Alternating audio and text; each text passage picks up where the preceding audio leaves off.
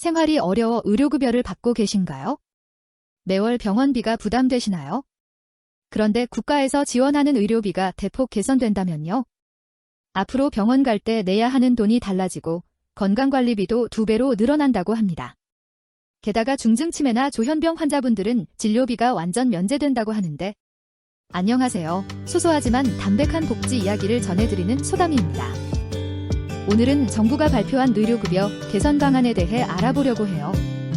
2025년 4월에 발표된 이 개선안이 여러분의 실생활에 어떤 변화를 가져올지, 특히 의료비 부담은 어떻게 달라질지 쉽게 설명해 드릴게요. 이 정보가 의료급여를 받고 계신 분들께 실질적인 도움이 되길 바라며, 영상이 도움되셨다면 좋아요와 구독 버튼 눌러주시면 감사하겠습니다. 먼저 의료급여가 무엇인지 간단히 설명드릴게요.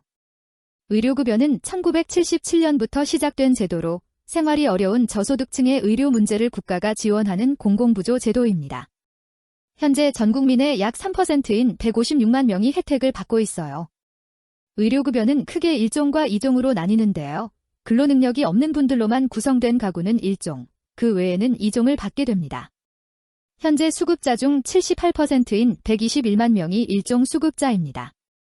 그럼 이번 개선 방안의 핵심 내용을 하나씩 살펴볼게요. 첫 번째 변화는 부양 의무자 기준이 완화된다는 점입니다. 지금까지는 자녀나 부모가 어느 정도 경제력이 있으면 의료급여를 받기 어려웠어요. 하지만 이제 부양 의무자 소득 기준의 30%나 15%를 부과하던 부양비가 모두 10%로 낮아집니다. 간단한 예를 들어볼게요. 만약 부양 의무자의 소득이 월 300만 원이라면 기존에는 그중 30%인 90만 원이나 15%인 45만 원을 부양비로 간주했지만 이제는 10%인 30만 원만 부양비로 간주합니다. 그만큼 의료급여를 받을 수 있는 기준이 완화되는 거죠. 더 나아가 이 부양비는 앞으로 단계적으로 완전히 폐지될 예정이라고 합니다. 또한 중증장애인이 있는 경우에는 별도 가구 부양 의무자 기준도 생계급여와 동일하게 완화됩니다. 두 번째 중요한 변화는 병원 갈 때 내는 본인 부담금 체계가 달라진다는 점입니다. 기존에는 1종 수급자가 의원에 가면 1,000원, 병원에 가면 1,500원, 상급종합병원에 가면 2,000원이라는 고정 금액을 냈어요. 그런데 이제는 진료비에 비례해서 내는 방식으로 바뀝니다. 구체적으로는 1종 수급자의 경우 의원은 진료비의 4%, 병원은 6%, 상급종합병원은 8%를 내게 됩니다. 약국 본인 부담금도 500원에서 처방약 값의 2%로 변경됩니다.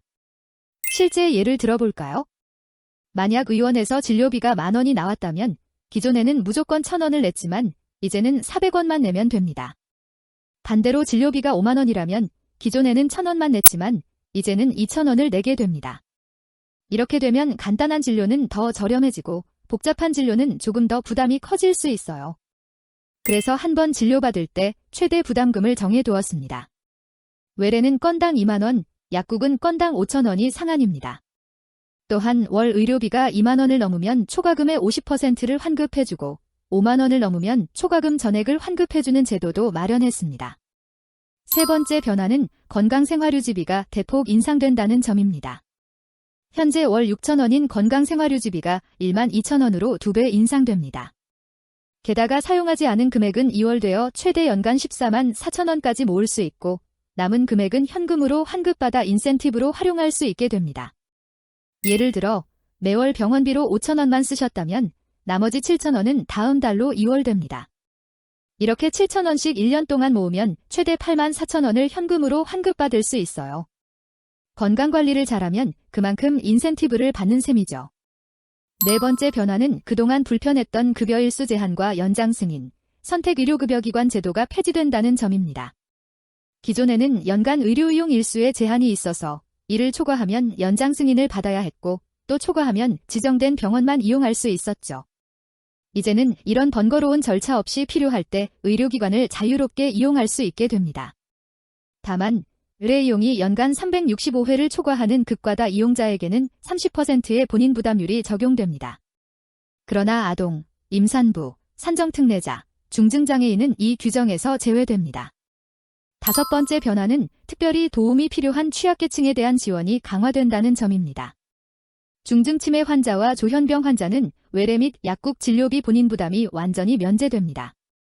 또한 장애인 치과 진료에 대한 추가 본인 부담도 면제되고 임산부의 경우 당뇨 합병증 예방을 위한 요양비 지급 항목이 확대됩니다. 마지막으로 의료급여 관리사의 역할이 크게 바뀝니다. 기존의 지용규제 관리 중심에서 건강지원 중심으로 전환되어 건강관리 교육, 다재약물 복약 교육, 정신건강관리, 건강검진 안내 등 더 폭넓은 서비스를 받으실 수 있게 됩니다. 또한 제가 의료급여를 통해 병원이 아닌 집에서 의료, 주거, 돌봄, 식사, 이동 등의 통합 서비스를 받을 수 있게 됩니다. 이러한 변화가 실제로 어떤 영향을 미칠지 몇 가지 사례를 통해 알아볼게요.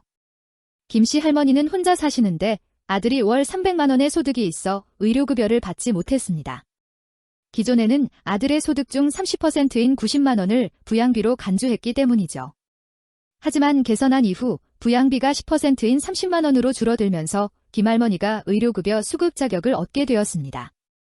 이 씨는 일종 의료급여 수급자로 매월 의원을 찾아 간단한 진료를 받고 있습니다. 진료비는 보통 8,000원 정도인데 기존에는 1,000원을 냈지만 개선한 이후에는 진료비의 4%인 320원만 내게 되어 부담이 줄었습니다.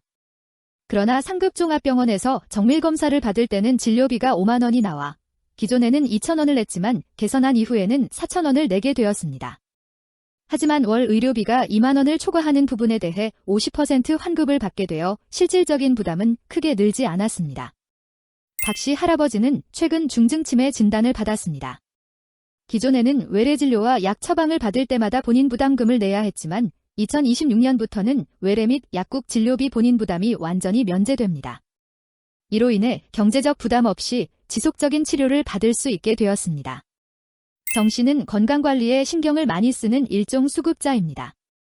기존에는 월 6,000원의 건강생활유지비 중 매월 3,000원 정도만 사용했는데 이제는 월 1만 2,000원을 받고 같은 금액을 사용해도 9,000원이 남게 됩니다. 이렇게 1년 동안 모으면 10만 8,000원을 환급받을 수 있게 되었습니다. 이러한 변화들은 언제부터 적용될까요? 대부분의 개선 사항은 2025년 10월부터 시행됩니다. 다만 정신과 입원수가 개선은 2025년 7월부터, 중증치매와 조현병 환자의 본인 부담 면제는 2026년부터 적용될 예정입니다. 이러한 변화들은 저소득층의 의료비 부담을 줄이고 필요한 의료 서비스를 더 쉽게 이용할 수 있도록 하는 데 목적이 있습니다. 물론 개인 상황에 따라 실제 혜택은 달라질 수 있으니 자세한 내용은 가까운 주민센터나 보건복지상담센터 129번에 문의해보시는 것이 좋겠습니다. 여러분의 경험이나 궁금한 점이 있으시면 댓글로 공유해주세요.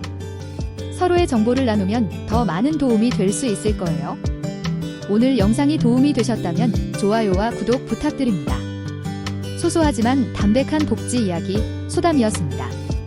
감사합니다.